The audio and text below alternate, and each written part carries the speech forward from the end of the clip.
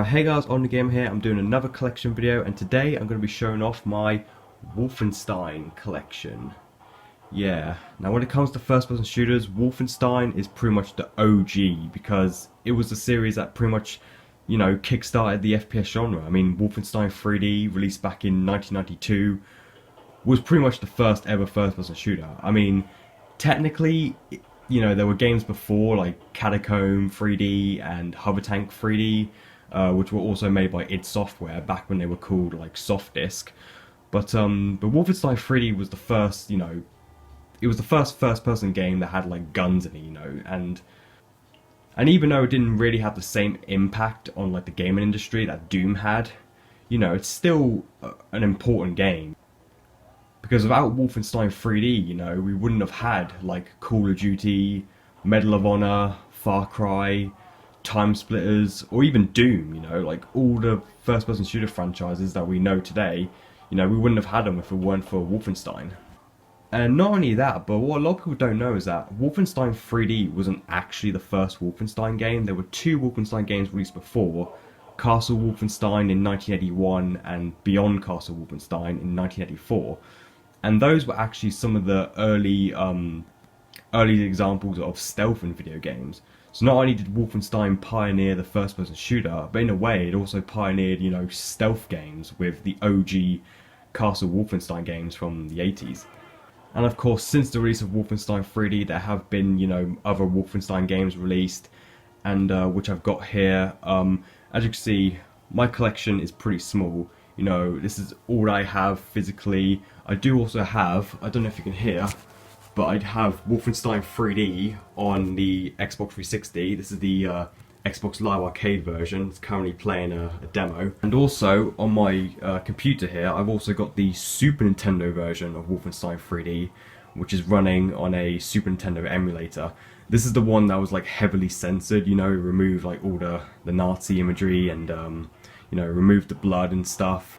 It still plays pretty decently despite it being a really inferior port, but anyway, so I've got those two digitally, I guess you could say.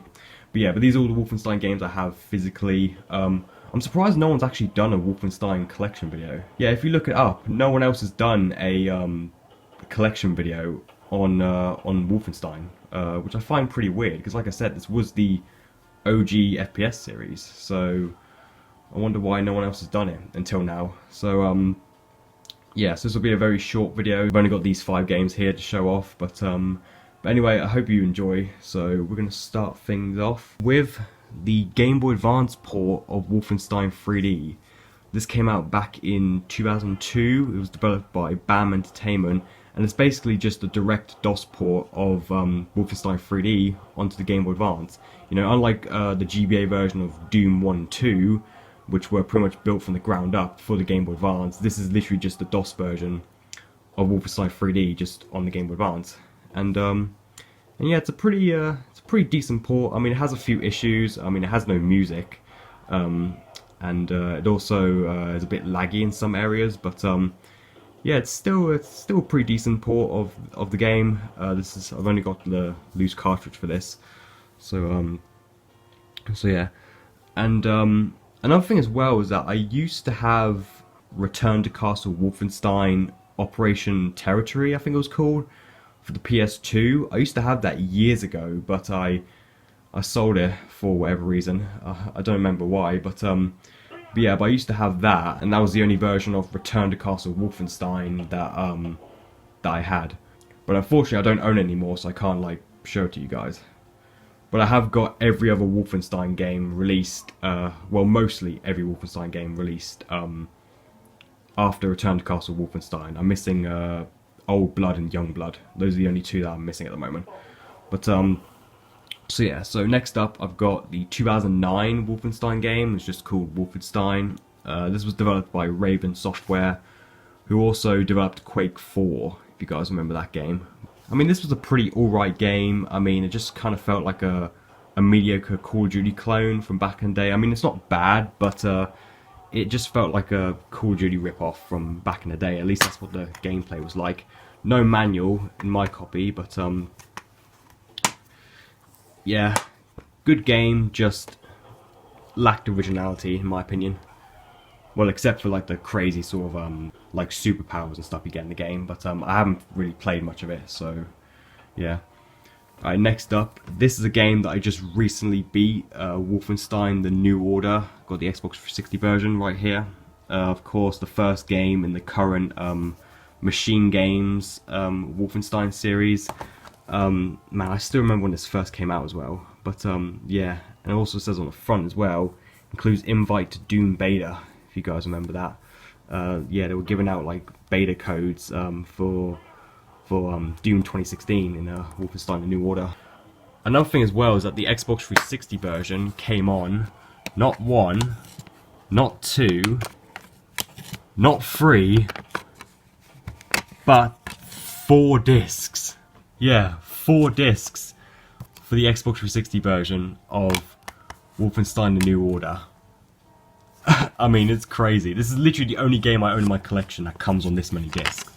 I mean, I have a few 360 games, you know, that come on 2 discs. I mean, that was quite common for 360 games back in the day to come on 2 discs, but 4 discs, you know, that's very rare to see for a 360 game. I mean, not even GTA 5, you know, comes on that many discs. So this is an absolute fantastic game, you know. I mean, I cannot recommend this enough. If you're a big fan of old school first-person shooters and stuff, you know, especially if you're a big fan of like Doom 2016 and Doom Eternal, you know, Wolfenstein: The New Order is kind of similar to that, you know, where it's a modern FPS, it has mechanics of a modern FPS, but it still feels like an old school shooter, you know. It's like a perfect blend between old school and new school.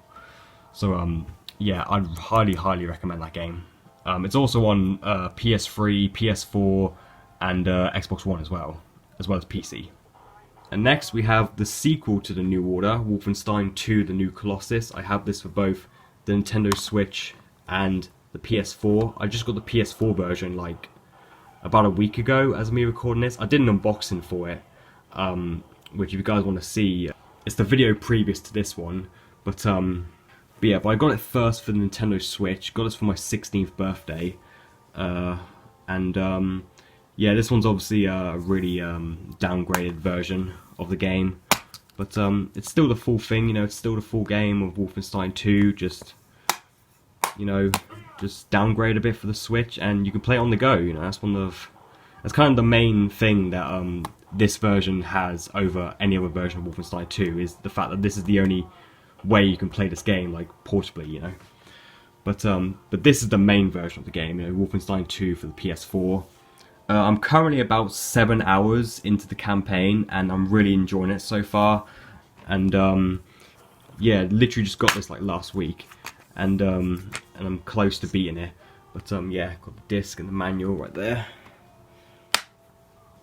And like I mentioned earlier, I am missing Wolfenstein: The Old Blood, which is an expansion to New Order, and I'm also missing Young Blood as well, which was also an expansion, sort of, to New Colossus, but it's kind of its own standalone thing, but it's still like not a true like sequel. Like, it's not a Wolfenstein 3 or anything, which they are working on, by the way. Machine Games is actually working on a Wolfenstein 3. And another thing I forgot to mention, guys, is I've actually got the Homebrew Mega Drive version of Wolfenstein 3D, which is on this SD card, playing on one of my Act Games handhelds.